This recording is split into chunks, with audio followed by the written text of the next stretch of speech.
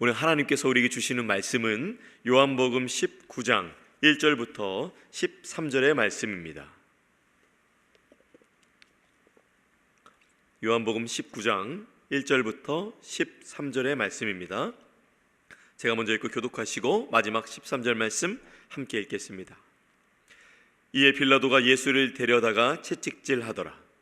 군인들이 나무로 관을 엮어 그의 머리에 씌우고 자색옷을 입히고 앞에 가서 이르되 유대인의 왕이여 평안할지어다 하며 손으로 때리더라. 빌라도가 다시 밖에 나가 말하되 보라, 이 사람을 데리고 너희에게 나오나니 이는 내가 그에게서 아무 죄도 찾지 못한 것을 너희로 알게 하려 함이로라 하더라. 이에 예수께서 가시관을 쓰고 자색옷을 입고 나오시니 빌라도가 그들에게 말하되 보라, 이 사람이로라 하매 대제사장들과 아랫 사람들이 예수를 보고 소리질러 이르되 십자가에 못 박으소서, 십자가에 못 박으소서 하는지라. 빌라도가 이르되 너희가 친히 데려다가 십자가에 못 박으라. 나는 그에게서 죄를 찾지 못하였노라. 유대인들이 대답하되 우리에게 법이 있으니 그 법대로 하면 그가 당연히 죽을 것은 그가 자기를 하나님의 아들이라 함이니이다. 빌라도가 이 말을 듣고 더욱 두려워하여 다시 관정에 들어가서 예수께 말하되 너는 어디로부터냐 하되 예수께서 대답하여 주지 아니하시는지라. 빌라도가 이르되 십자가에 못 박을 고난도 있는 줄 알지 못하느냐. 예수께서 대답하시되 위에서 주지 아니하셨더라면 나를 해할 권한이 없었으리니 그러므로 나를 내게 넘겨준 자의 죄는 더 크다 하시니라. 이러므로 빌라도가 예수를 놓으려고 힘썼으나 유대인들이 소리질러 이르되 가이사의 중신이 아니니이다.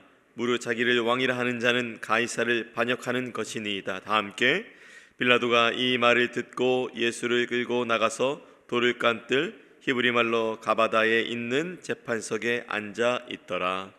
아멘.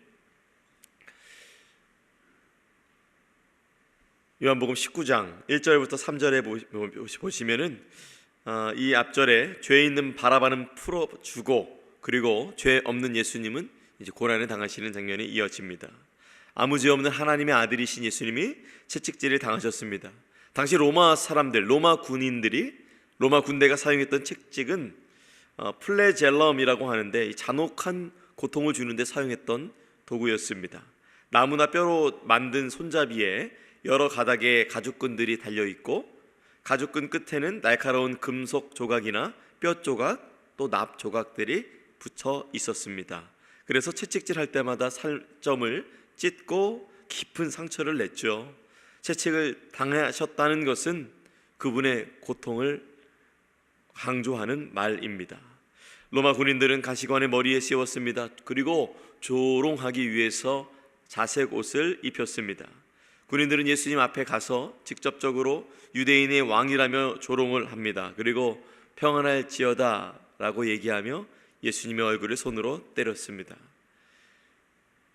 진실을 말씀드리자면 예수님은 죄인이 아니었고 하나님의 아들이었습니다. 그러나 반대로 그분은 죄인이 되셨고 하나님의 아들이 아니게 여겨졌습니다. 육체적 고통과 정신적 고통 그리고 창조자이신 하나님이신 예수님이 피조물에게 이러한 대우를 받는다는 것, 그분의 창조물인 사람으로서는 상상조차 할 수 없는 큰 고통이라고 보여집니다. 예수님은 온 인류의 죄를 짊어지신 하나님의 어린 양으로서 또한 이 모든 고난을 지나가시고 통과하셔야만 했습니다. 4절에서 5절 말씀을 보니 군인들에게 예수님을 채찍질하고 조롱한 자가 나오는데요, 그가 누구였을까요? 바로 빌라도였습니다. 군인들은 빌라도의 책임하에 움직이죠. 그러나 빌라도는 아무 잘못이 없다는 반응을 보입니다. 그래도 그는 예수님에게 잘못을 찾을 수 없다는 것을 유대인에게는 알리려고는 했습니다. 채찍질의 고통 후에 예수님이 빌라도에 의해서 가시관과 또한 자색옷을 입고 유대인 앞에 서게 되셨죠. 가시관을 쓰고 자색옷을 입힌 예수님을 유대인들에게 보여주는 행위는 왜 그랬을까요? 그것은 바로 이렇게 채찍질 당하고 가시면류관을 쓰고 자색 옷을 입히고 이 모든 고난의 과정, 이것을 유대인들에게 보여주면서 그들의 조롱과 분노를 어느 정도 충족을 시켜서 진정시키려는 상황으로 볼 수가 있습니다. 빌라도는 예수님이 조롱받는 모습을 보여줘서 유대인들의 적개심을 누그러뜨리고 석방하려 하려는 모습으로 보여집니다.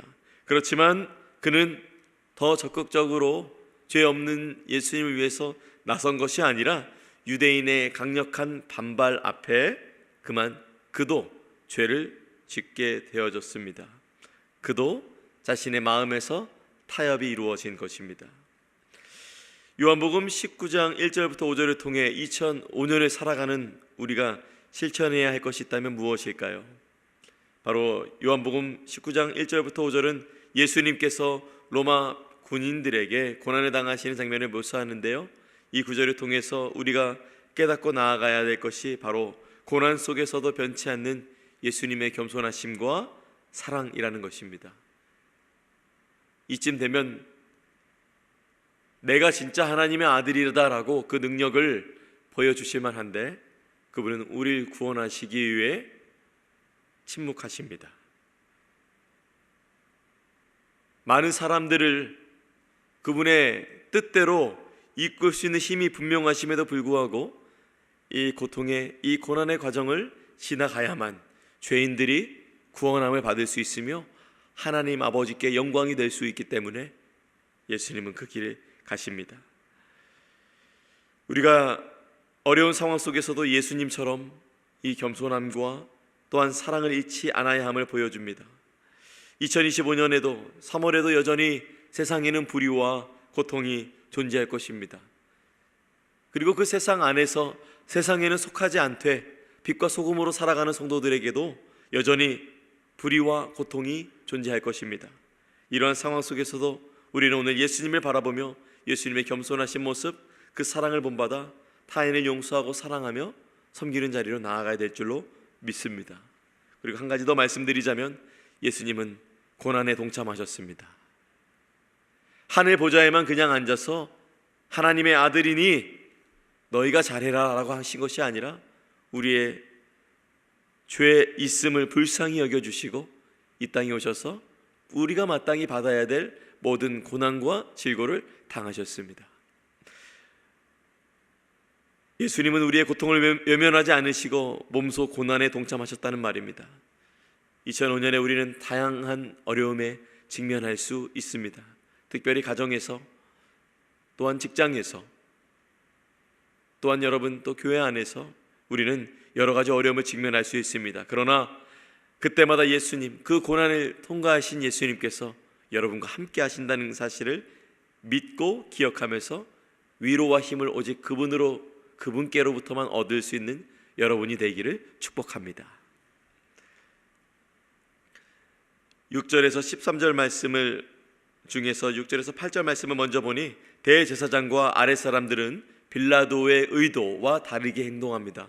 그러니까 빌라도는 좀 이러한 고통받은 예수님의 모습을 보여줘서 좀 누그러뜨리려 했고 석방하려 하는 모습을 보여줬으나 이 대제사장과 아랫사람들은 만족이 없습니다. 죄악이 드러납니다. 몰아붙입니다. 십자가에 못 박으라고 합니다. 그래서 빌라도는 말하죠. 너희가 친히 십자가에 못 박으라. 나는 죄를 찾지 못했다. 그러나 유대인들은 말했습니다. 우리의 법이 있는데 그 법대로 하나님의 아들이라 하는 예수님을 죽여야 한다는 것입니다. 그리고 구체적인 방법, 그 죄악이 입으로 드러나게 되는 것이죠. 십자가에 못 박으소서라고 말합니다. 빌라도는 지금까지 총 3번 예수님께 죄 없다고 밝혔는데요, 이것은 베드로가 예수님을 3번 부인한 것과 대조를 이루고 있습니다. 로마 자국민들도 십자가의 처형을 하지 않을 정도로 십자가는 너무나 잔혹한 것이었습니다. 그럴 만한 죄가 예수님께 보이지 않았는데 유대인들에 의하면 그 죄목은 로마법에는 없고 우리의 법에, 유대법에는 있다고 합니다. 빌라도는 유대인들의 말을 듣고 더욱 두려워졌습니다. 이 더욱 두려워졌다는 말이 무엇이냐면 지금까지도 유대인들 눈치 보느라 두려웠는데, 이 죄 없는 예수님을 이렇게 하느라 두려웠는데 그 고통받으신 예수님을 앞에 유대인들 앞에 보여주고도 이러한 반응을 얻게 되니 더욱 두려워졌다는 것입니다. 9절에서 11절에 보니 9절에 다시 관정으로 들어가서 예수님께 말하죠. 너는 어디로부터냐 하되, 더욱 불안해진 빌라도는 예수님을 관정으로 데리고 갔습니다. 그리고 예수님께 어디로부터 왔냐고 묻지만 예수님께서는 말이 없으십니다.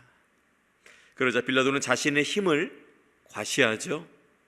참 두려운 순간에서도 자신의 죄의 힘을 자신을 과시하는 그 죄를 범하는 인간의 참 연약함을 빌라도를 통해서 볼 수가 있는데요. 10절에서 11절 말씀 제가 읽어드립니다. 빌라도가 이르되 내게 말하지 아니하느냐? 내가 너를 놓을 권한도 있고 십자가에 못 박을 권한도 있는 줄 알지 못하느냐? 예수께서 대답하시되 위에서 주지 아니하셨더라면 나를 해야 할 권한이 없었으리니 그러므로 나를 내게 넘겨준 자의 죄는 더 크다 하시니라. 물론 빌라도의 말이 표면상으로는 맞는 것처럼 보입니다. 자신이 결정할 수도 있는, 풀어줄 수도 있고 풀어주지 않을 수도 있는 권한이 있는 것처럼 보이지만 하나님께서 권한을 주셨기 때문에 가능했던 것이었습니다. 하나님의 관점에서 보자면 그는 심각하게 착각을 하고 있었습니다. 예수님의 생명은 여러분 기억하십시오. 빼앗긴 것이 아니라 구원을 위해서 스스로 내어주신 것입니다. 어쩌면 우리의 모습과 참 다른 모습이 보여진다고 저는 생각합니다. 내어주기가 참 쉽지 않아요. 빼앗기는 것은 강자에게 우리가 어쩔 수 없다고 여겨지는 것도 있지만, 그러나 예수님은 그 생명을 그분이 약하셔서 빼앗기신 것이 아니었습니다. 그분은 이것을 박차고 나올 수 있는 힘과 능력이 있으신 하나님의 아들이셨지만 그분은 구원을 위하여서 스스로 내어주셨습니다. 빌라도에게 예수님을 넘겨준 자들의 죄는 더 크다고 하셨죠. 가룟 유다도 여기에 속하죠. 대제사장들도, 그리고 많은 유대인들도 여기에 속합니다. 마가복음 15장 1절에 보면 대제사장들은 온 공회와 더불어 의논하고 예수님을 결박해 끌고 갔고 빌라도에게 넘겨주었다고 기록되어 있습니다. 공회의 수장인 가야바 대제사장이 그것을 주도했죠. 정리하자면 예수님은 가룟 유다와 결탁한 유대 지도자들에 의해서 빌라도에게 끌려오신 것입니다. 그리고 빌라도도 예수님을 넘겨주었습니다. 12절부터 13절 말씀 읽어드립니다. 이러므로 빌라도가 예수를 놓으려고 힘썼으나 유대인들이 소리질러 이르되 이 사람을 놓으면 가이사의 충신이 아니니이다. 무릇 자기를 왕이라 하는 자는 가이사를 반역하는 것이니이다. 빌라도가 이 말을 듣고 예수를 끌고 나가서 돌을 깐들 히브리 말로 가바다에 있는 재판석에 앉아 있더라. 빌라도는 예수님을 놓아주려고 힘썼음이 분명합니다. 그런데 그럴수록 유대인들의 저항도 강해졌습니다. 예수님을 풀어주면 가이사의 충신이 아니라고 말하면서 자신의 이익을 위해서 이 유대인들은 로마의 황제 이름까지 언급하며 나아갑니다. 그들이 할 수 있는 최고의 협박을 통해서 이것을 이루고자 하는 것입니다. 선택받은 이스라엘 사람들, 거룩한 백성 이스라엘, 하나님을 사랑하고 이웃을 사랑하라는 사명을 부여받은 이스라엘이 어찌 이렇게 되었을까요? 빌라도는 정치적 불안과 자신의 권력을 유지하는 것을 위해 예수님을 완전히 놓아주지 못하고 갈등하는 모습을 보여줍니다. 우리도 때로는 세상의 권력과 자신의 안위로 인하여서 예수님과 세상 사이에서 갈등할 때가 있죠. 빌라도는 자신의 신념과 정치적 현실 사이에서 딜레마에 빠진 권력자의 전형적인 모습을 보여줍니다. 저는 이렇게 한 줄로 정리하고 싶습니다. 빌라도는 정의는 따르고 싶었지만 동시에 자신의 권력과 안위를 지키려는 욕망 때문에 타협하고 있다. 요한복음 19장 6절에서 13절은 빌라도가 예수님을 십자가에 넘겨주는 과정을 보여줍니다. 이 구절을 통해서 2025년 메릴랜드와 또 버지니아와 워싱턴 DC에서 살아가고 있는 우리 성도님들이 실천해야 될 것은 무엇이 있을까요? 바로 세상의 권력보다 하나님의 주권을 인정하며 살아가는 것이 우리에게 필요한 것입니다. 빌라도는 자신의 권력을 유지하기 위해 예수님을 희생시켰습니다. 이는 우리가 세상의 권력보다 하나님의 주권을 인정하고 그 뜻에 순종해야 함을 보여줍니다. 메릴랜드주는 정치와 경제의 중심지로서 세상의 권력과 물질의 풍요를 추구하는 경향이 있죠. 이러한 환경 속에서도 성도님들은 세상의 가치관에 흔들리지 않으시고 하나님의 말씀에 따라 살아가셔야 합니다. 하나님의 말씀에 따라 사는 것, 하나님 중심의 가치관을 갖고 물질적 욕심을 버리고 나눔과 섬김으로 우리가 나아가야 하는 것입니다. 한마디로 오늘 하루 빌라도와 반대로 살아가기라는 마음의 그 뜻을 품고 살아가는 복된 여러분 되시기를 바랍니다. 특별히 우리의 힘과 능력으로 되지 않으니 성령 하나님의 도우심을 간절히 구하며 나아가야 될 것입니다. 빌라도는 두려워했지만 여러분은 두려워하지 마십시오. 여러분의 마음에는 성령님이 함께 하시잖아요. 두려워하지 말라는 것은 주님이 우리에게 성경을 통해서 주신 말씀이죠. 두려워하지 말라, 두려워하지 말라. 내니 두려워하지 말라라고 말씀하시며 여러분의 삶에 함께 하시는 예수님과 함께 오늘도 빌라도와 반대로 살아가기를 결단하며 주의 이름으로 승리하는 여러분이 되시기를 예수님의 이름으로 축복합니다. 함께 기도하겠습니다. 사랑과 은혜가 풍성하신 하나님 아버지, 오늘 요한복음 19장 말씀을 통해서 우리에게 주신 귀한 교훈에 감사드립니다. 주님, 빌라도처럼 불의에 타협하지 않고 진실과 정의를 위해 용기 내어 말할 수 있는, 그렇게 살아갈 수 있는 우리가 될 수 있도록 인도하여 주시옵소서. 세상의 권력보다 하나님의 주권을 인정하고 두려움과 타협하지 않고 믿음을 지키는 삶을 살게 하옵소서. 메릴랜드, 또 버지니아, 또 DC에서 살아가는 우리가 예수님의 사랑을 본받아 겸손과 사랑으로 이웃을 섬기며 고난 속에서도 주님과 동행하게 하여 주옵소서. 세상의 빛과 소금으로 살아가게 하여 주옵소서. 오늘 말씀을 통해 결단한 저희의 마음을 기억하시고 성령님께서 저희를 인도하시어 삶에서 주와 함께 승리할 수 있도록 도와 주옵소서. 그렇게 하실 줄 믿사오며 귀하신 예수님의 이름으로 기도합니다. 아멘. 하늘에 계신 우리 아버지여, 이름이 거룩히 여김을 받으시오며 나라가 임하시오며 뜻이 하늘에서 이루어진 것 같이 땅에서도 이루어지이다. 오늘 우리에게 일용할 양식을 주시옵고 우리가 우리에게 죄 지은 자를 사하여 준 것 같이 우리 죄를 사하여 주시옵고 우리를 시험에 들게 하지 마시옵고 다만 악에서 구하시옵소서. 나라와 권세와 영광이 아버지께 영원히 있사옵나이다. 아멘. 각자의 기도의 제목으로 기도하시겠습니다.